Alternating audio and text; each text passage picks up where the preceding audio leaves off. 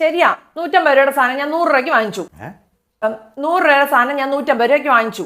50 രൂപ നഷ്ടം വന്നു. അതിനിപ്പോ എന്തെങ്കിലും ചെയ്യാൻ പറ്റുമോ? അല്ല, അതിനൊന്നും ചെയ്യാൻ പറ്റില്ല. പക്ഷേ 50 രൂപയുടെ നഷ്ടം എന്ന് പറഞ്ഞാൽ 50 രൂപയുടെ നഷ്ടം തന്നെയല്ലേ.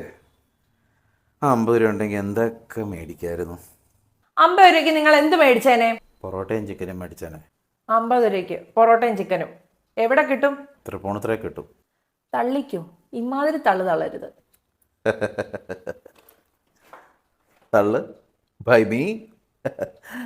കൊഞ്ചങ്ക പാറക്കണ്ണ അങ്ങോട്ട് നോക്കാൻ. എങ്ങോട്ട് നോക്കാൻ? ഇവിടെയാണ് പൊറോട്ടയും ചിക്കനും 50 രൂപയ്ക്ക് കിട്ടുന്നത്. ചിക്കൻ 65 മാത്രമുള്ള ഒരു കൗണ്ടറാണ് ആക്ച്വലി. ഒരു പ്ലേറ്റ് എന്ന് പറഞ്ഞാൽ 100 ഗ്രാമാണ്. ഞങ്ങൾ 2 പേരുള്ളതുകൊണ്ട് 200 ഗ്രാം. നമുക്ക് എത്ര പ്ലേറ്റാണ് വേണ്ടതെന്ന് പറഞ്ഞാൽ മാരിനേറ്റ് ചെയ്ത് വെച്ചേക്കുന്ന ചിക്കൻ തൂക്കി നോക്കി അപ്പം തന്നെ ചട്ടിയിലിട്ട് വറുത്ത് തരും.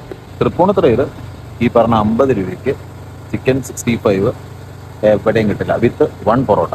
അപ്പം അതായത് നമ്മുടെ ഐറ്റം എത്തി. 100 ഗ്രാം ചിക്കൻ 65ൻ്റെ ഒപ്പം ഒരു കോയിൻ പൊറോട്ടയാണ് കിട്ടുന്നത്. 65 നോക്കിയേ,